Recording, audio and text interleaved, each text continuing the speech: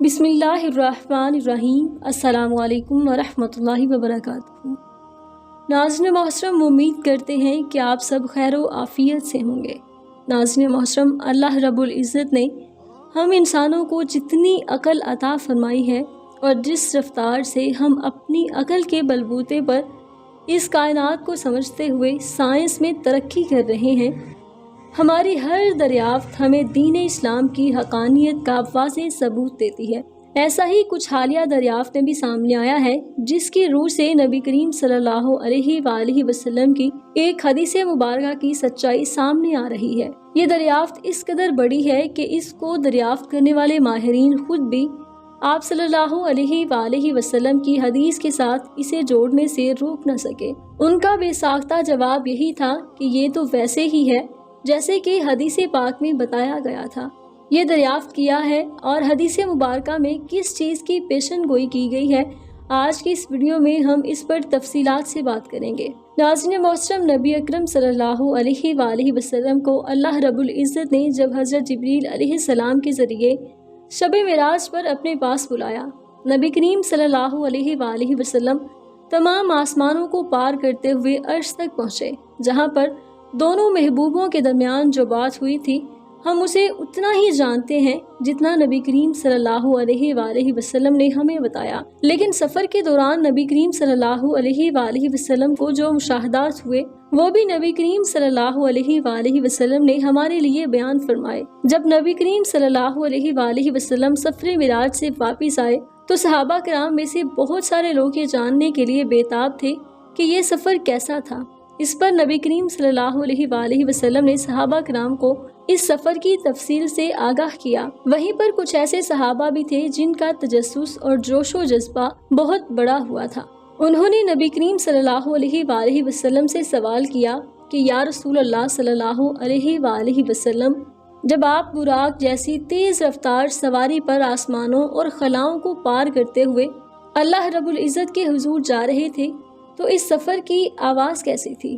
یہ سوال اپنے آپ میں ایک نہایت ذہانت کا ثبوت ہے کہ صحابہ کرام ہر سفر کی ہر تفصیل کو جاننے کے بہت شوقین تھے، اور وہ اپنی عقل میں آنے والے ہر سوال کا جواب جاننا چاہتے تھے۔ وہ جانتے تھے کہ نبی کریم صلی اللہ علیہ وآلہ وسلم کے سامنے سے اللہ رب العزت نے تمام حجابات ہٹا دیے ہیں۔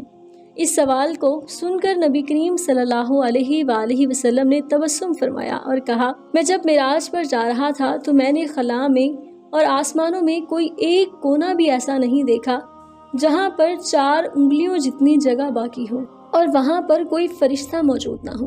اللہ رب العزت نے ہر جگہ کے لیے بے شمار فرشتے پیدا کر رکھے ہیں، اور ان تمام فرشتوں کا کام اللہ رب العزت کی تسبیح کرنا ہے۔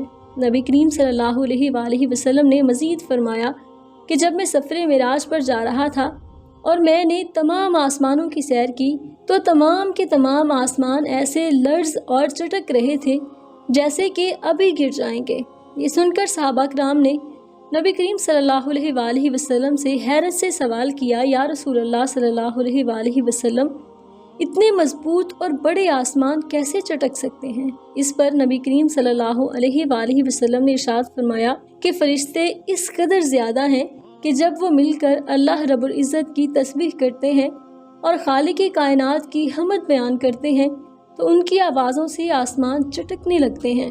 ناظرین محترم، یہ تو تھا حدیث نبی صلی اللہ علیہ وآلہ وسلم کا پس منظر، جس میں نبی کریم صلی اللہ علیہ وآلہ وسلم نے اس سفر کے دوران اپنے مشاہدات کو بیان فرمایا۔ چند سال قبل سائنسدان یہ سوچتے تھے کہ خلا میں چونکہ کسی قسم کا کوئی مادہ موجود نہیں ہے جس میں آواز سفر کر سکے، تو وہاں پر کسی چیز کے سننے کا سوال پیدا ہی نہیں ہوتا۔ یہ بات آج بھی سچ ہے کہ ہم خلا میں جائیں تو کسی قسم کی کوئی آواز نہیں سن سکتے۔ اس کی یہی وجہ ہے چونکہ خلا میں کسی بھی قسم کا کوئی مادہ موجود نہیں ہے جس سے آواز گزر سکے، تو وہاں پر کسی آواز کا سننا ناممکن ہے۔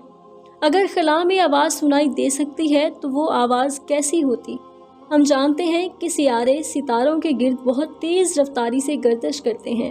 خود ہمارا سورج، جس میں ایک ایک سیکنڈ میں کھربوں ٹن مادہ جلتا ہے اور زوردار دھماکوں سے ہائیڈروجن گیس ہیلیم میں تبدیل ہوتی ہے، تو اس کی آواز کس قدر بلند اور خوفناک ہوگی۔ اسی طرح سے ہماری ملکی وے گلیکسی میں اگر آواز کو ریکارڈ کیا جا سکتا ہے جس میں اربوں خربوں ستارے موجود ہیں، ان کے گرد خربوں کی تعداد میں سیارے، تو ان کی آواز کیسی ہوتی؟ اس مقصد کے لیے سائنسدانوں نے تحقیق شروع کی اور جتنے بھی ستاروں اور سیاروں کو ریکارڈ کیا جا سکتا تھا ان کو ریکارڈ کیا، پھر ان کی فریکوینسیز کا بہت ہی اچھی طرح مشاہدہ کیا، پھر ایک مخصوص کمپیوٹر پروگرام کے ذریعے ان فریکوینسیز کو اس طرح ڈھالا گیا کہ ہمیں دکھائی جانے والی فریکوینسیز پر مشتمل تھی جن میں ستارے اپنے مادے کو انرجی اور روشنی میں تبدیل کر رہے تھے۔ آئیے ہم آپ کو سائنسدانوں کی ریکارڈ کردہ خلا کی آواز سناتے ہیں۔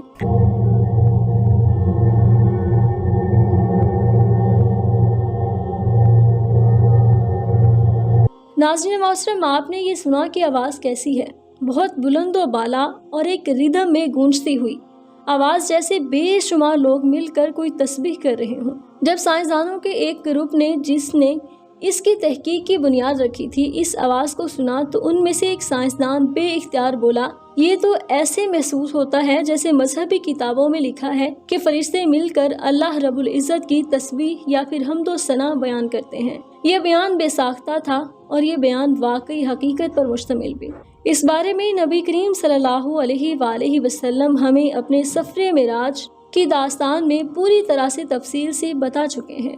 ناظرین محترم، یہ دریافت کس قدر حیرت انگیز ہے کہ سائنسدان سوچنے پر مجبور ہو گئے کہ آخر کائنات جس کو اللہ رب العزت نے آواز سے محروم کر دیا، یہ کس قدر بڑی نعمت ہے۔ سائنسدانوں نے جب سورج کا مشاہدہ کیا اور سورج کی مشاہدہ کردہ فریکوینسیز کو اسی سافٹ ویئر کے ذریعے آواز میں کنورٹ کیا تو یہ اس قدر خوفناک اور تیز آواز تھی کہ سائنسدانوں نے بے اختیار اس کائنات کے خالق کا شکر ادا کیا جس نے اس خلا کو آواز کے گزرنے کا راستہ نہیں دیا۔ سائنسدانوں کا کہنا ہے کہ اگر خلا میں سے آواز گزر سکتی تو سورج کی آواز ہی اس قدر خوفناک اور بھیانک ہے کہ اس کی آواز کی وجہ سے ہی زمین پر کسی بھی قسم کی زندگی موجود نہ رہ سکتی۔ اس حوالے سے سائنسدانوں کا یہ بھی کہنا ہے کہ اگر کبھی کوئی ایسا حادثہ ہوا کہ خلا میں کوئی ایسا مادہ وجود میں آ گیا جو آواز کو ٹرانسمٹ کر سکے تو سورج کی بھیانک اور خوفناک آواز کی وجہ سے زمین پر موجود تمام جاندار اشیاء فوری طور پر موت کا شکار ہو جائیں گے۔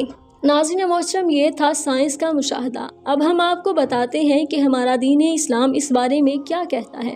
ہم جانتے ہیں کہ جب قیامت کا مرحلہ آئے گا تو اللہ تعالیٰ کے حکم سے حضرت اسرافیل علیہ السلام جو ہاتھ میں سور تھامے سور پھونکیں گے، اس کی آواز کے لیے اللہ تعالیٰ پوری کائنات کو اس قابل کر دیں گے کہ اس کی آواز پوری کائنات میں ٹرانسمٹ ہو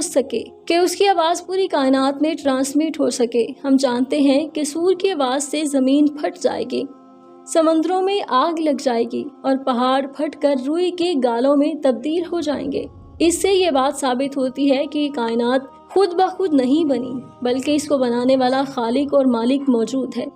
بے شک تمام تعریفیں اسی رب کے لیے جس نے اس کائنات کو اپنے حکم سے پیدا کیا، اور وہی ہے اس پوری کائنات کو چلانے والا، اور وہی اس پوری کائنات کا خالق و مالک ہے۔